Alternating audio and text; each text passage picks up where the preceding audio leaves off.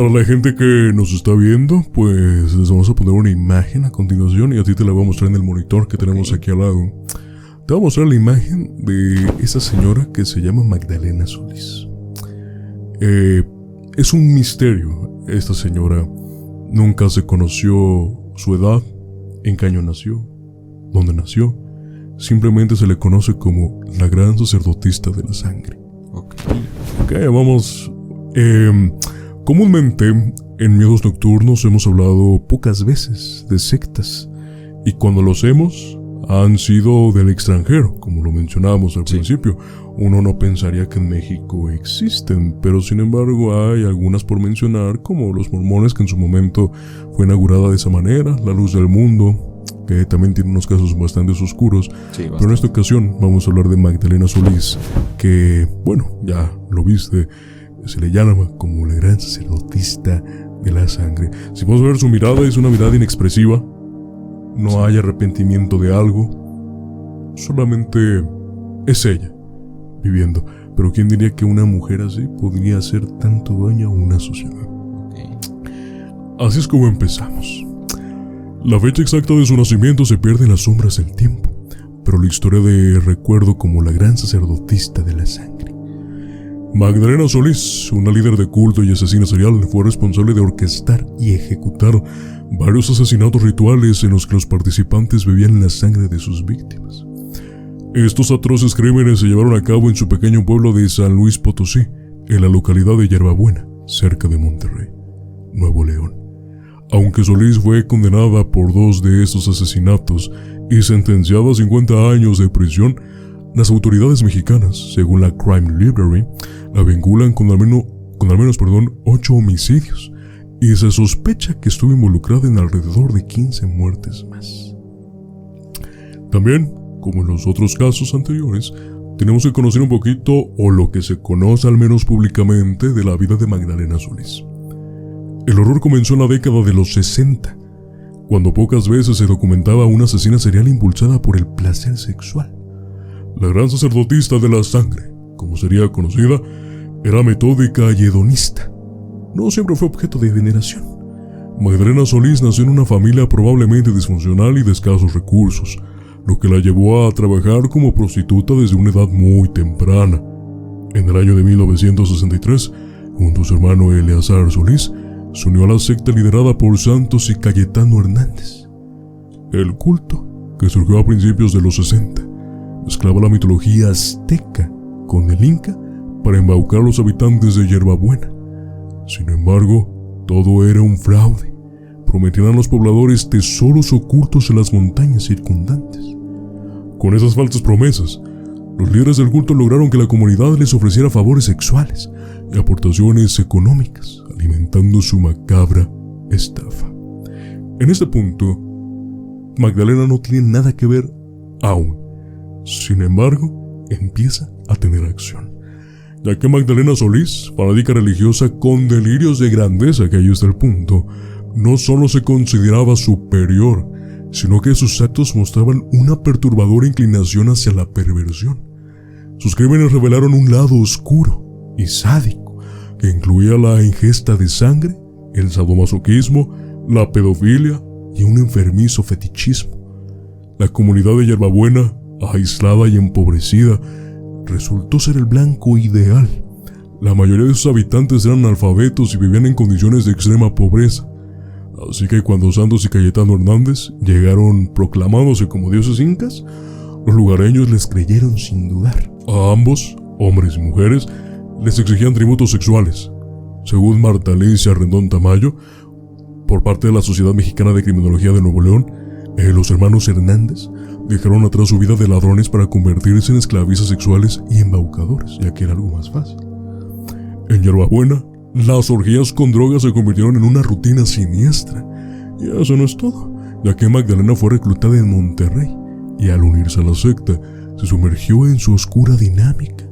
Sin embargo, la comunidad, frustrada por la falta de resultados y el inexistente tesoro, comenzó a exigir respuestas de Santos y Cayetano. De esta manera, Magdalena Solís, la gran sacerdotisa de la sangre, tomó las riendas del culto con una brutalidad que le helaba la sangre prácticamente. Cuando 10 ciudadanos intentaron escapar de la secta, cansados de las exigencias sexuales y económicas, fueron denunciados por sus propios compañeros. La sentencia de Magdalena fue fulminante. Debían morir. Según relata Richard Wynne Jones en su libro The Mormon Book of Women Who Kill, aquellos desafortunados fueron linchados sin piedad. Después de esos primeros asesinatos, los actos de violencia escalaron en una espiral macabro. Las orgías y las drogas ya no eran suficientes. El culto requería algo más siniestro, y así nacieron los sacrificios humanos. Los rituales de sangre, tan aterradores como inhumanos, se llevaban a cabo con una precisión espantosa. Las víctimas, acusadas de ser disidentes, eran brutalmente golpeadas, quemadas y finalmente mutiladas por los miembros de la secta.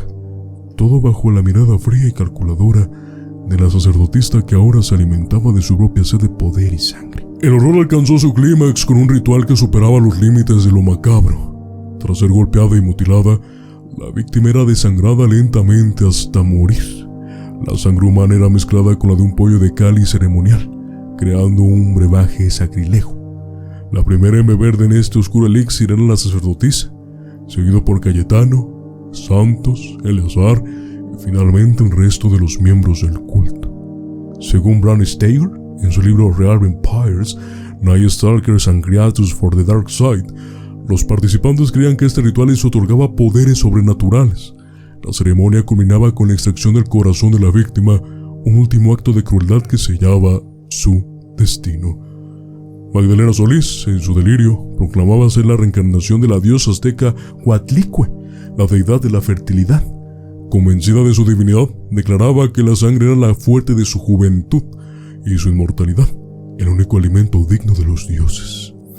Durante 6 semanas, durante el año de 1963, estos horrendos asesinatos se sucedieron, dejando al menos 4 víctimas en los sangrientos rituales que sacudieron los crímenes de Hierbabuena.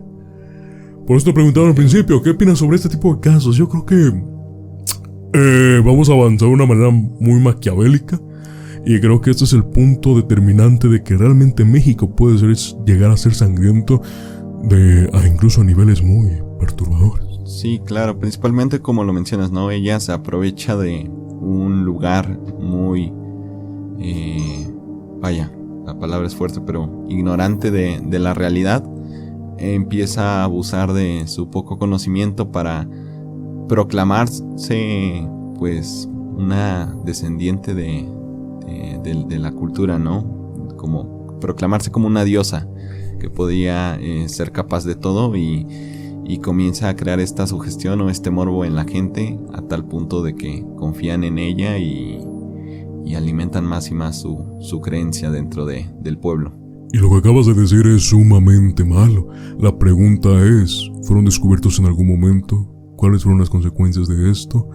Pues para llegar a este punto tenemos que nuevamente recorrer un camino bastante morboso, en cierto punto, para poder platicar y escuchar, pero también temible por la forma en que se dio.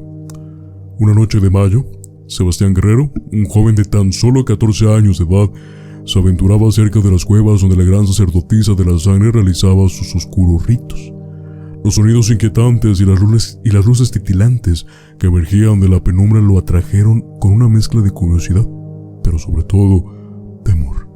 Al acercarse, fue testigo de los indescriptibles horrores que la secta perpetraba en la oscuridad. Con el corazón desbocado, Sebastián emprendió una carrera desesperada desde Hierbabuena, recorriendo más de 25 kilómetros hasta la estación de policía más cercana. Allí, con la voz temblorosa, relató lo que había presenciado: un grupo de personas que bebían sangre humana como si fueran vampiros. Sin embargo, los policías se mostraron crédulos, riéndose de lo que creían era la fantasía desbordante de un niño. A la mañana siguiente, el investigador Luis Martínez decidió acompañar a Sebastián de regreso a su hogar. Durante el trayecto, el joven le rogó que le permitiera mostrar el lugar donde había visto a los miembros del culto llevando a cabo su macabro ritual de sangre. Sospechosamente, Luis Martínez y Sebastián Guerrero nunca más serían vistos con vida. Este fue la gota que derramó el vaso sobre este caso básicamente, ya que la desaparición de Sebastián Guerrero y Luis Martínez sacudió a las autoridades, quienes al fin, ya con ese antecedente, tomaron en serio las extrañas desapariciones en Yerbabuena. Fue entonces cuando comenzó a circular el rumor de una secta satánica operando en el pueblo. Es así como el 31 de mayo de 1963, la policía, en colaboración con el ejército, desplegó un operativo en la zona. Durante el operativo, capturaron a Magdalena y Eleazar Solís en una finca local, donde se halló una cantidad significativa de marihuana. Santos Hernández, rehusándose a ser arrestado, fue abatido por la policía, mientras que su hermano Cayetano Hernández encontró un destino aún más macabro, asesinado por uno de los desquiciados miembros de la secta. Qué irónico, ¿no? Sí. Esta persona se llamaba Jesús Rubio, quien en medio de la crisis creyó que poseer parte del cuerpo de su líder le otorgaría protección divina. Las investigaciones posteriores revelaron un horror indescriptible. Cerca de la finca donde los Solís fueron capturados, se encontraron los cuerpos mutilados de Sebastián Guerrero y Luis Martínez. El cuerpo de Martínez mostraba signos de un sacrificio ritual, con el corazón arrancado al estilo de los antiguos sacrificios aztecas. Más tarde, los restos descuartizados de otras 6 víctimas fueron descubiertos en las inmediaciones de las cuevas que la secta utilizaba para sus rituales. A pesar de la magnitud de sus crímenes, Magdalena y Eleazar Solís fueron condenados únicamente por los asesinatos de Guerrero y Martínez, recibiendo una sentencia de 50 años en prisión. La falta de declaraciones de los otros miembros de la secta impidió que se les vinculara directamente con los demás asesinatos. Muchos de los adeptos al culto murieron en el enfrentamiento, con la policía obviamente, atrincherados en las cuevas donde realizaban sus rituales, armados y dispuestos a luchar hasta el final. Aquellos que sobrevivieron fueron condenados a 30 años de prisión por 6 homicidios bajo la modalidad de homicidio en grupo, pandilla o linchamiento. La justicia, sin embargo, tomó en cuenta su analfabetismo y extrema pobreza como atenuantes de sus condenas. No fue sino hasta años más tarde que algunos de los antiguos miembros del culto rompieron su silencio, revelando los horrores que presenciaron y vivieron bajo la influencia de la gran sacerdotisa de la sangre. ¿Qué opinas sobre este tema? Creo que fuimos escalando de una manera muy, reitero, de una manera más oscura, una más que la otra. Las tres obviamente tienen el mismo nivel de importancia y el mismo nivel de impacto cultural, pero sorprende que en diferentes épocas se den casi los mismos hechos. Sí, y es que este último caso creo es el más fuerte porque ya lo mencionabas, ¿no? O lo mencionábamos, es una persona que se aprovecha de la ignorancia de todo un pueblo que es Yerbabuena para poder hacer sus actos atroces y pues el desenlace, ¿no? Que termina siendo pues uno de los miembros o líderes de este grupo pues termina siendo asesinado por un propio integrante de la secta a base de las propias creencias que fueron alimentando dentro de él, a tal punto de que él cree que para poder proteger a su líder pues la única forma es asesinarlo y beber su sangre. Qué perturbador, ¿no? Incluso sí, todavía llegándolo a esos niveles tan extremos ya como una última oportunidad o una última chance de poder asegurar algo más allá de la vida.